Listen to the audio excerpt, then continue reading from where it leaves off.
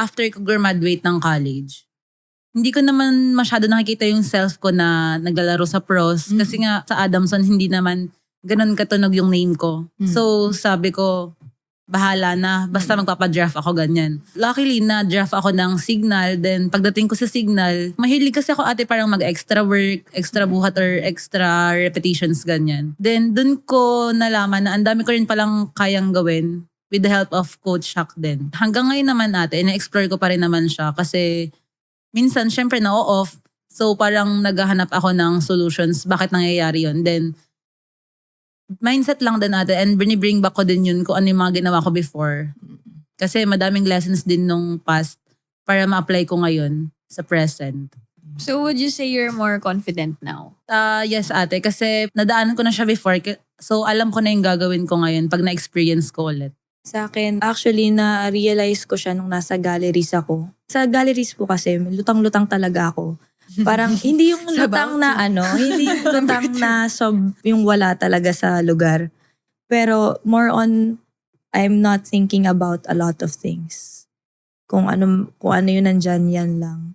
Yun, parang ang term ko noon nasa cloud9 ako. So sinasabi ko kay Lati Dim, na na-realize ko na kapag nakafocus ako, sobrang stiff ko talaga. Clearer mind, less pressure. Overall, mas happy na output, mas masayang training, at mas magaan na feeling after. Hanggang ngayon nga, yan pa din ang pinapractice natin, di ba? Lagi, wag ka na mag-isip. Oo, Yes. ganun lang. Oo, wag ka na mag-isip, gawin mo na lang. Kunyari, magtatanong ka, yung receive ko ba? Bakit ganito? Bakit yan, di ba? Tanong ka ng tanong ng mga technical terms na mas lalo. wala talagang sagot eh. Parang, wag ka na mag-isip, gawin mo na lang. Si Coach Ty, yan din ang motto niya sa amin dati. No think, just do. Yan ang lagi niyang sinasabi. So, totoo nga. Kasi, ang mind talaga natin, very powerful. Nang hirap talaga niya kalaban. By the way sana maging proud kayo sa self nyo. Dahil, di ba sabi nyo, nung college, hindi naman ganun katunog yung name nyo. Pero ngayon, sobrang laki ng impact na nabibigay nyo sa team nyo. Kahit 1 point or 2 points lang yan. Grabe yung nakaka-stress kaya pag papasok kayo tapos Crucial, di ba? kung baga may ipapasok kong ibang player sa loob ng court. Dapat mas mas sure ka. True. Pero pag pumapasok kayo, di ba, yung parang grabe, naiikot nyo yung ikot ng bola. Wow, di ba? So, maging proud kayo sa self nyo. Proud of you, sir. Yes, proud self. Okay, so for this segment, maglalaro ulit tayo ng 1, 2, 3 pass and then kung sino ang mahuli sa taas, siya ang bubunot. 1, 2, 3 pass. 1, 2, 3 pass. 1, 2, 3 pass. Teka lang. Ano? Meron eh! Replay. Last ka, te. Last na. Bakit ka gumanon ko na eh. Sabi ko kasi wait, sabi niya. Hinhin nga siya eh. Sobrang nonchalant. Hindi, ikaw yun din nauna ka. What will you tell your younger self now? Oo. Sobrang happy ako para sa'yo. Sobrang proud ako kasi nalagpasan mo lahat ng pagsubok na dumating sa'yo. At sobrang nakaka-proud na mas naging smart ka, naging kalmado ka, ganyan. And ka na, independent. Matagal na akong independent, bata pa lang. Pero mas ngayon, mas strong. Independent. Yeah, perfect. Ayan. And sana bigyan mo pa ako ng madaming pera. Young girl. Pagtandaan niya, di ba? Sana madami tayong pera. 3 pass. 1, 2, 3 pass.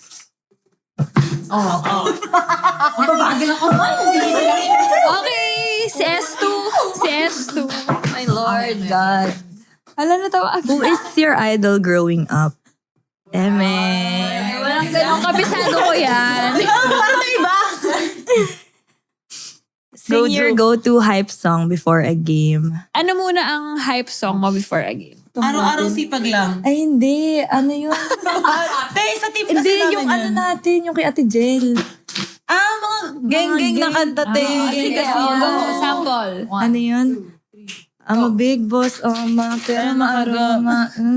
Yung stana. Yung chorus nun? Pero anong nagpapahype sa'yo before a game? Anong ginagawa mo? Walo. Sa focus gilid talaga lang. ako, te. Oo. Sige, Tahimik lang. stretch ng... Hindi siya yung type ng player na malikot. Oo. Katulad ko, baliktad kami, te. Ako kung saan niyo ako makikita sa dugout. Sino-sino kinakausap ko siya. Parang dapat to para sa'yo, dear. Sagutin mo para Hindi, sa akin. wala Dali na. Dali Tapos na. Okay, hype song. Rishi. Ayun Hayop na nga, song. araw-araw sipag lang. Mindset din yun eh. Araw-araw sipag lang. Yun na yun.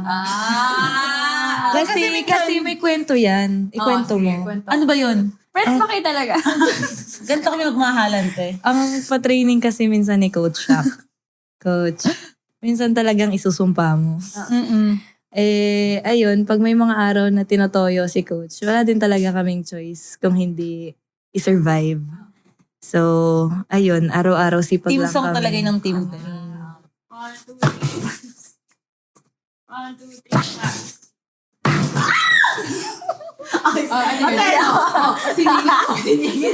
Okay. Si Ishi ay nandaya. Gumanon siya. So si Ishi. Taray, napapancake pa dun eh. Ano to? Ito yung sinasabi mo kanina sa Ano to? TikTok. Yung sarcastic, Yung disappointed. funny. Yung... Okay. Sige.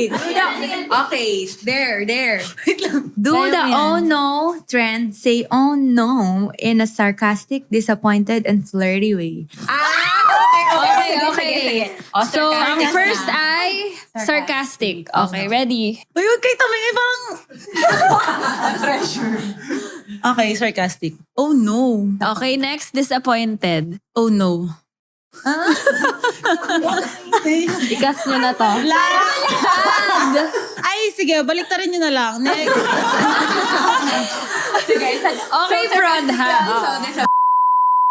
Sarcastic. Okay, ready? Oh no. Okay, next, disappointed. Oh no. Ano ngayon? Flirty. Flirty. Ayan na. Oh no! Uy! Normal. Gawin natin ito sa TikTok. Di ba? Teka.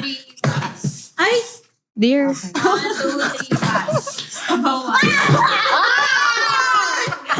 Jewel. Ano ba yan? Aray, nagkakasakitan na kami dito. Ang tanong ay, what phase of your life really changed you? I guess nung pumasok ako sa UP, doon ko na-experience na ang dami talagang tao na they come from different backgrounds. They have different personalities. You have to learn how to be able to understand where they come from, ano yung mga hurts nila. Kasi naging team captain ako noon. Ayun, yung iba hindi ko na-reveal kasi baka mag-cry tayo dito. Kailangan happy-happy lang tayo. Good vibes. 1, 2, 3, pass. 1, 2, 3, pass. 1, 2, 3, pass. Si Ate Ella dito naglalagay. Natravel pa ako. Isa pang round eh. Ayaw na pa na. Ano kasi ginawa sa akin niya kanina eh. What makes you feel seen or understood? Pag ano lang, simple lang. Pag they try to make time para makinig sa akin, ganyan. Tapos, simpleng talk lang. Tapos, bonding, ganyan. Yun na, nafe-feel ko na na-appreciate yung presence nila and nag-effort na sila para sa akin. Yun, okay na ako sa ganun. Diba? Simple girl. Grabe! Nabitin na naman tayo sa kwento ngayon! Kung gusto mo pa ng dagdag kwento, huwag mag-alala. Pag may time, kita tayo ulit sa susunod na episode. Grab a spot. Relax lang. At makitambay sa kwentuhan namin. Walang pressure. Chill lang. Follow us on YouTube, Spotify, at Apple Podcasts para mapakinggan ang buong episodes ng Ang Podcast ng Mga May Time.